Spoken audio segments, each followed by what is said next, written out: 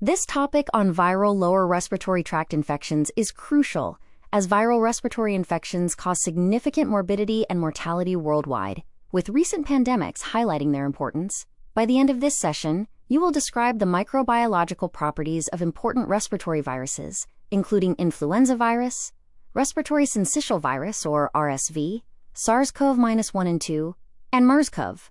For each virus, you'll understand their general features, classification into viral families, virulence factors that enable disease, and epidemiology describing their distribution in populations, along with laboratory diagnosis, antimicrobial agents, and vaccines as preventative measure.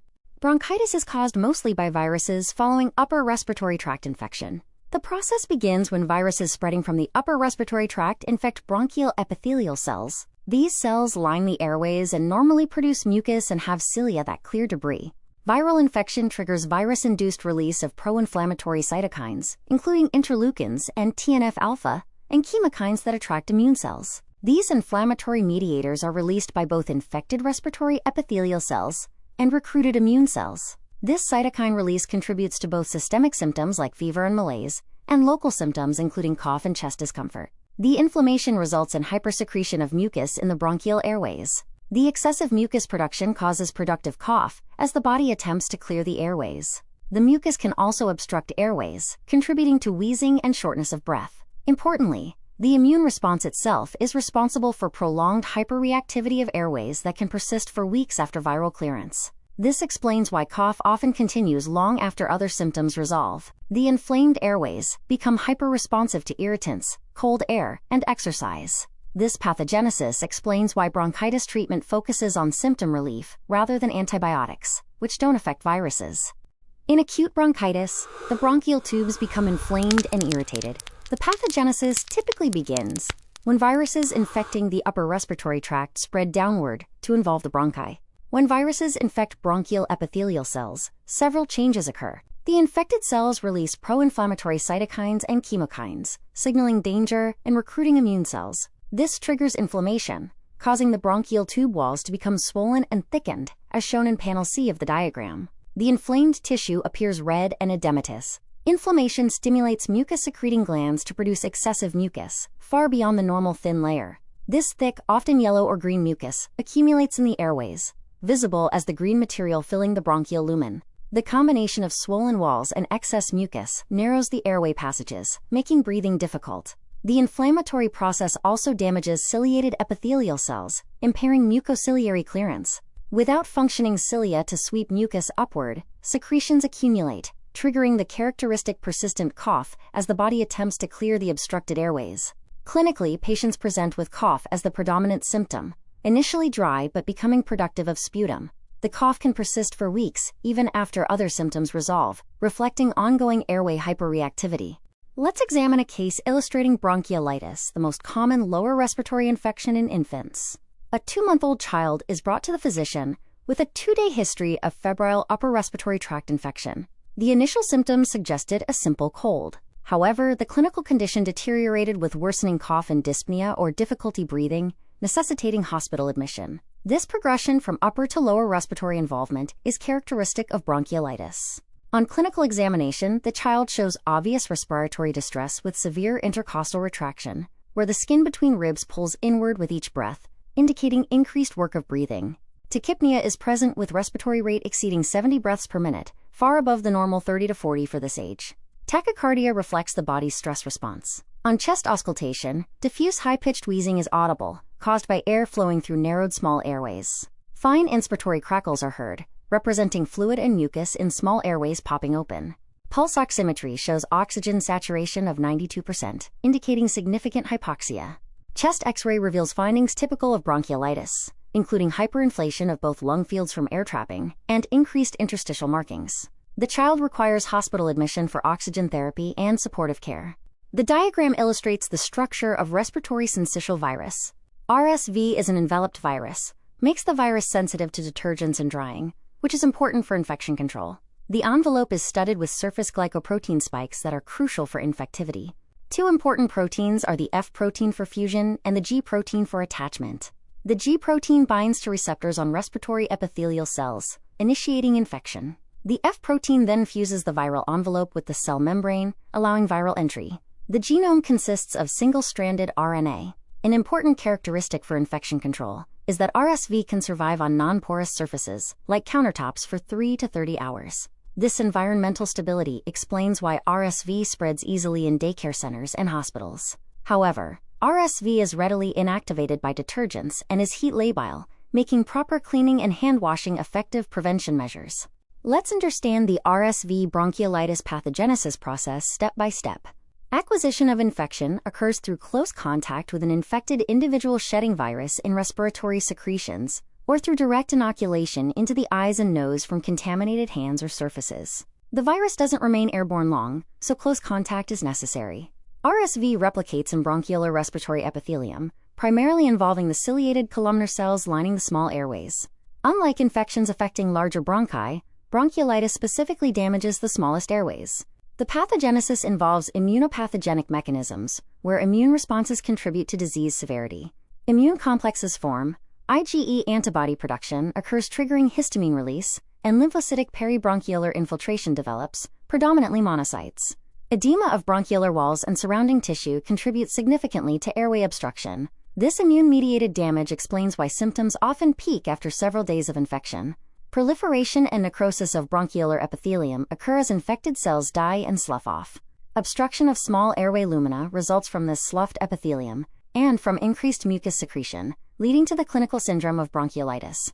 Decreased ventilation from airway obstruction leads to hypoxia, explaining the low oxygen saturation. This triggers cough and dyspnea as the body attempts to maintain oxygenation. Laboratory diagnosis of RSV infection uses various techniques, each with specific advantages and limitations. Understanding these helps select appropriate tests. For immunofluorescence detecting viral antigens, nasopharyngeal aspirates containing exfoliated cells are collected. This technique is sensitive and provides results within several hours, but requires skilled laboratory personnel to interpret fluorescent patterns. Direct fluorescent antibody staining visualizes RSV antigens in respiratory cells. For ELISA antigen detection, nasopharyngeal secretions are tested. This enzyme-linked immunosorbent assay is rapid, providing results within 1 hour, making it useful for clinical decision-making. It detects RSV antigens using specific antibodies. For cell culture isolating virus, nasal secretions from nasal wash or aspirate are inoculated onto cell lines susceptible to RSV. Characteristic syncytia form as infected cells fuse. This method takes approximately 10 days and is primarily used for viral identification and research rather than acute diagnosis. For antibody detection through serology, paired serum samples are tested by ELISA or neutralization tests. This requires acute and convalescent sera collected weeks apart, so results are retrospective. This approach is mainly for epidemiological purposes and plays a small role in clinical decisions. RT-PCR rapidly detects RSV RNA. Treatment is largely symptomatic. Fever is managed with antipyretics like acetaminophen. Nebulizers deliver medications to remove or reduce mucus secretions in the airways and allow adequate oxygen exchange. Humidified oxygen is provided for hypoxia. Hydration is maintained through oral or intravenous fluids. In severe cases, mechanical ventilation may be necessary. The antiviral drug ribavirin has been tried in severe cases. Ribavirin is a nucleoside analog that inhibits viral replication. However, its use is controversial due to modest efficacy, potential toxicity, and difficulty in administration through aerosol. It's generally reserved for severely ill or immunocompromised patients. Prevention is critical, as RSV is a highly contagious virus. Preventative measures are especially important in neonatal ICUs, where vulnerable premature infants are at highest risk for severe disease. Active vaccines are under development, but none are currently licensed. Let's examine a classic presentation of influenza. A 59-year-old previously healthy woman is unwell for the past 3 days. Her illness began with a non-productive cough, a relatively mild symptom. Then she became abruptly worse, with sudden onset of fever, headache, and shivering. This abrupt worsening distinguishes influenza from common colds, which have gradual onset. The high fever and systemic symptoms are characteristic. Since then, she developed muscle aches all over her body, especially in the legs. This pronounced myalgia is a hallmark of influenza, caused by circulating cytokines. The muscle pain can be severe enough to limit mobility. Her eyes became watery and painful to move, reflecting the conjunctival involvement and systemic inflammation common in influenza.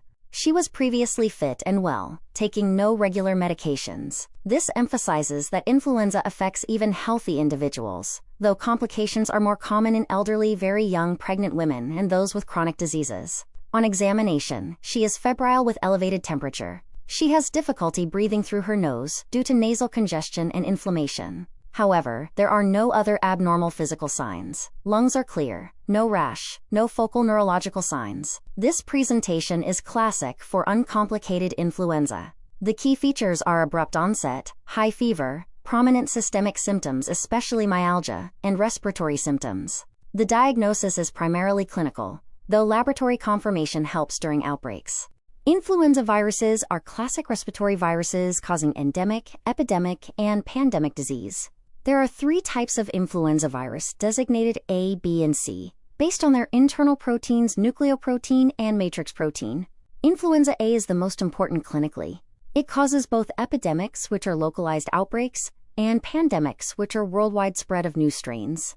The defining feature of influenza A is the presence of animal reservoirs, notably birds, particularly waterfowl, which serve as the natural hosts. Pigs also serve as intermediate hosts. This animal reservoir allows for genetic reassortment, creating novel strains, as we'll discuss.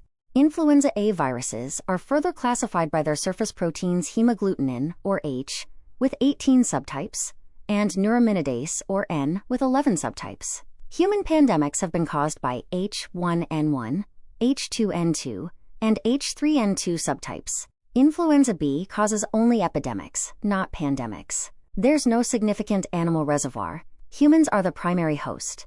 Influenza B circulates in humans, causing seasonal epidemics, often affecting children more severely. Because there's no animal reservoir, influenza B doesn't undergo the major antigenic shifts that cause pandemics. Influenza C causes only minor respiratory illness, similar to common colds. It doesn't cause epidemics, and is clinically less important. Most people are infected during childhood.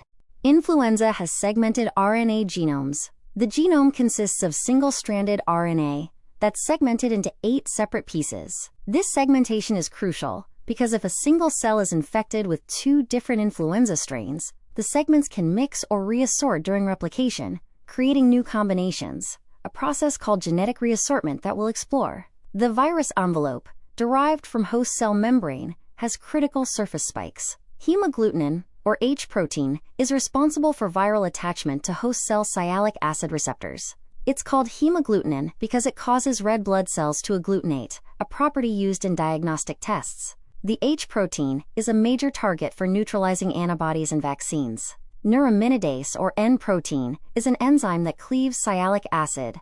It facilitates viral release from infected cells and helps virus spread through respiratory mucus. Neuraminidase is the target of antiviral drugs oseltamivir and zanamivir. These H and N proteins are type-specific antigens that define influenza subtypes like H1N1 or H3N2. Antibodies against H and N provide strain-specific immunity. The segmented viral RNA undergoes reassortment during virus replication when a single cell is infected with more than one virus strain. This creates new progeny viruses with novel combinations of H and N antigens, potentially causing pandemics if the combinations haven't circulated in humans before. Influenza's ability to evade immunity and cause repeated infections stems from 2 distinct mechanisms of genetic change. Understanding these explains why annual flu vaccines are needed and how pandemics emerge. Antigenic drift involves small mutations affecting hemagglutinin or neuraminidase antigens, resulting in new strains. These point mutations accumulate during viral replication due to error-prone RNA polymerase. The new strain is similar enough to previous strains that some cross-protection exists, but different enough to reinfect communities. Disease caused by drifted strains is typically not severe in previously infected individuals who have partial immunity. Antigenic drift occurs with all types of influenza virus, A, B, and C. This is why flu vaccines must be updated annually to match circulating drifted strains. Antigenic shift occurs only in influenza A and represents a sudden major change or shift in the antigenicity of hemagglutinin or neuraminidase antigens. This dramatic change occurs through genetic reassortment when 2 different influenza strains infect the same cell simultaneously. The 8 RNA segments can mix during replication, creating viruses with completely new combinations of H and N proteins. If this results in emergence of a new subtype that humans haven't encountered, populations have no immunity to the novel combination. This allows rapid spread through susceptible populations, causing epidemics regionally or pandemics globally. Historical examples include the 1918 Spanish flu H1N1, the 1957 Asian flu H2N2, and the 2009 swine flu pandemic H1N1. This diagram illustrates the mixing vessel hypothesis, explaining how new pandemic influenza strains emerge through genetic reassortment. This is one of the most important concepts in influenza epidemiology. The process begins with different influenza strains infecting the same host cell simultaneously. Pigs are particularly important mixing vessels because their cells have receptors for both avian and human influenza viruses, allowing co-infection. The diagram shows an avian influenza virus carrying genes adapted to bird hosts and a human influenza virus carrying genes adapted to human hosts, both infecting the same pig cell. Inside this co-infected cell, the 8 RNA segments from both viruses are present together. During viral replication, when new virus particles assemble, the segments can mix or reassort randomly. Some progeny viruses receive segments from the avian virus, some from the human virus, and crucially, some receive mixed combinations. If a new virus emerges, with hemagglutinin from avian influenza, which humans haven't encountered, combined with other genes allowing efficient human-to-human transmission, a pandemic strain is born. The human population has no immunity to the novel H protein, while the virus has acquired genetic elements enabling human transmission. This explains pandemic origins. The 2009 H1N1 pandemic strain contained gene segments from avian, swine, and human viruses that reassorted in pigs. Geographic regions where humans, pigs, and birds live in close proximity, particularly parts of Asia, are monitoring hotspots for potential pandemic strains. Now let's trace the infection process. Entry occurs via inhalation of virus-containing droplets or droplet inoculation onto oropharyngeal mucous membranes. Influenza is primarily transmitted through respiratory droplets expelled during coughing, sneezing, or talking. Viral tropism is for respiratory epithelial cells lining the nose, throat, trachea, bronchi, and even bronchioles and alveoli in severe cases. The virus specifically targets these ciliated columnar epithelial cells. The infection process begins when viral hemagglutinin binds to cell surface sialic acid receptors. These sugars are abundant on respiratory epithelial cells. Neuraminidase breaks down the mucus layer coating respiratory epithelium, facilitating virus access to target cells. This enzyme cleaves sialic acid residues in mucus, creating a path for virus to reach epithelial cell surfaces. After binding, the virus enters cells through endocytosis, replicates in the cytoplasm. Infection results in lysis or apoptosis of infected cells. Influenza virus infection effectively strips off the inner lining of the respiratory tract, destroying mucus-secreting and ciliated epithelial cells. This extensive epithelial damage explains several clinical features and complications. The loss of protective epithelium predisposes to inhalation of particulate matter, including bacteria, into the lower respiratory tract. This explains why secondary bacterial pneumonia, particularly with Staphylococcus aureus, or Streptococcus pneumonia, is a common and dangerous complication of influenza. The damaged epithelium can't clear bacteria effectively, allowing them to establish infection. Innate immune responses include induction of interferon and other cytokines by infected cells and immune cells. These cytokines have antiviral effects but also cause systemic symptoms. Adaptive immune responses develop over days, including neutralizing antibody production, targeting hemagglutinin and neuraminidase, and T-cell responses that kill infected cells and help B cells produce antibodies. There are two components to influenza's clinical manifestations. Respiratory tract symptomatology, including rhinorrhea, nasal congestion, sore throat, and cough, arises from local cellular damage and inflammation in the respiratory epithelium. Systemic manifestations, including fever, headache, and pronounced myalgia, arise from the effects of circulating cytokines, particularly interferons, interleukins, and tumor necrosis factor. These cytokines cause the constitutional symptoms that distinguish influenza from common colds. For viral cell culture using conventional methods, specimens including NP swab, throat swab, NP or bronchial wash, nasal or endotracheal aspirate, or sputum are inoculated onto cell lines. Results take 3 to 10 days. While slow, culture is confirmatory and allows identification of influenza virus subtypes and antiviral resistance testing. For immunofluorescence detecting viral antigens, NP swab or wash, bronchial wash, or nasal or endotracheal aspirate are tested. Results are available in 1 to 4 hours, providing relatively rapid diagnosis. For RT-PCR detecting viral RNA, specimens including NP swab, throat swab, washes, aspirates, or sputum are tested. Results typically take 1 to 6 hours, though some rapid PCR platforms provide results in 15 to 30 minutes.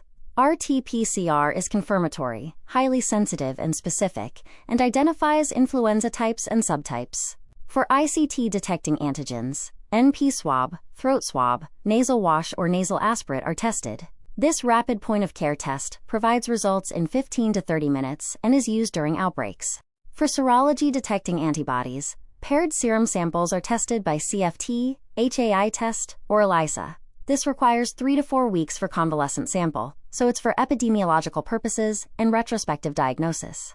Management of influenza includes antiviral drugs for treatment and prophylaxis, and vaccines for prevention. Understanding these interventions is crucial for clinical practice. Antiviral agents include several classes. Rimantadine and amantadine inhibit replication of influenza A by blocking the M2 ion channel protein. However, widespread resistance has limited their use, and they're rarely prescribed now.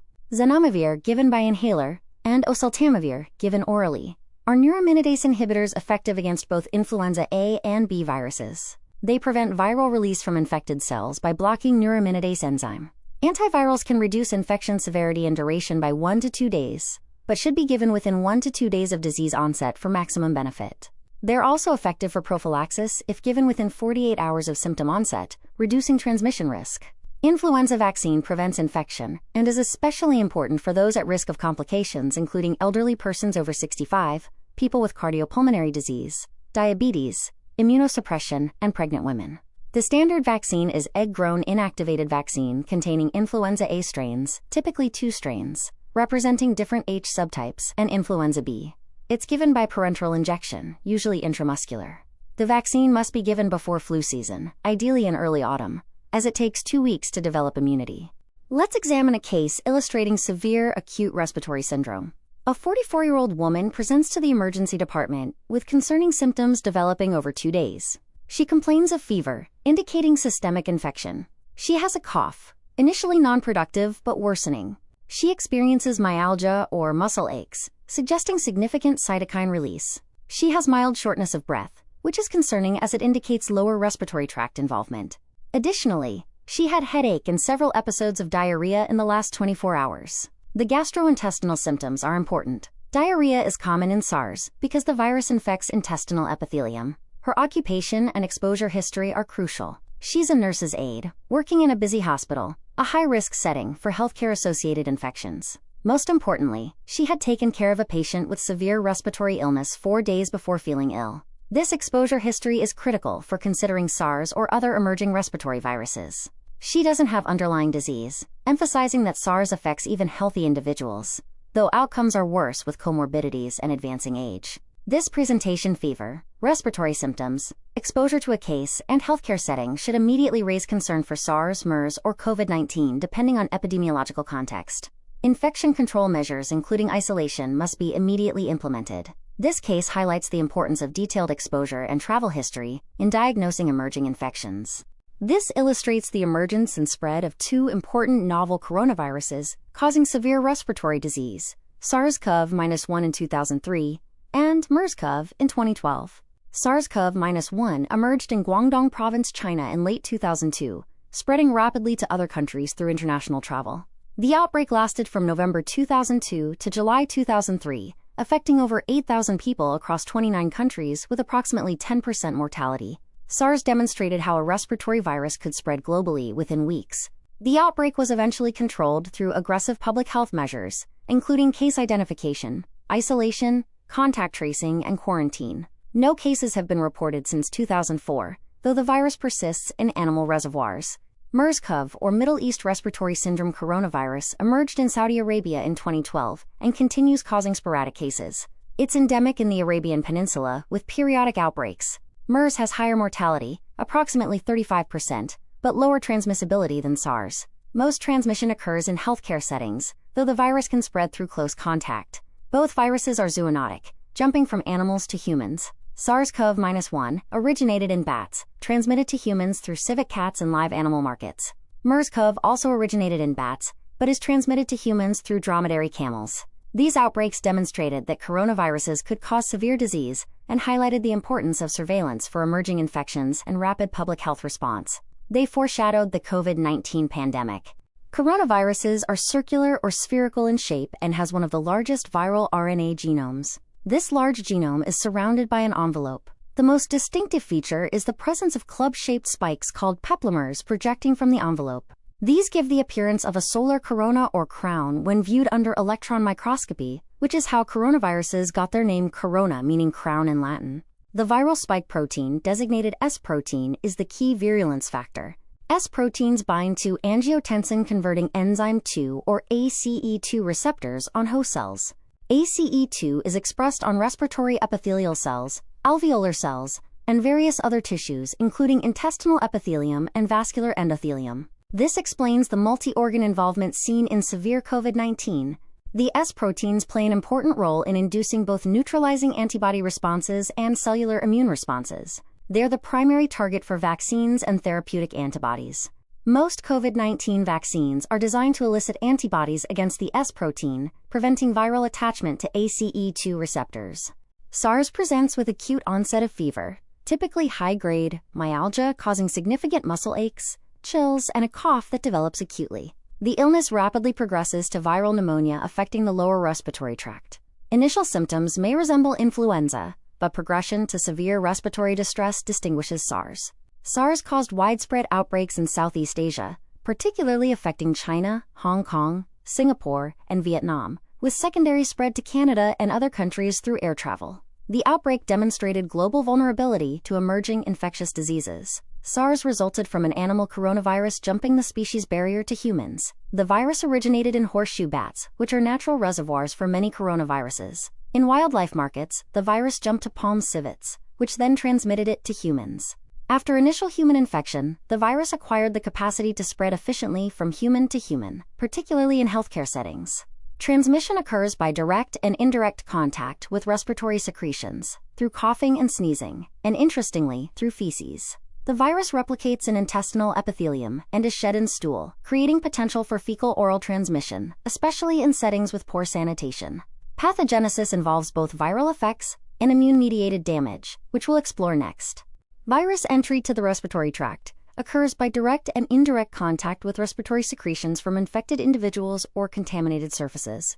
Infection with coronaviruses leads to loss of ciliary action called ciliostasis, and degenerative changes affecting cilia of respiratory epithelial cells. This impairs the respiratory tract's clearance mechanisms, predisposing to secondary bacterial infections. SARS-CoV and MERS-CoV specifically target type 1 and type 2 alveolar epithelial cells of the lung.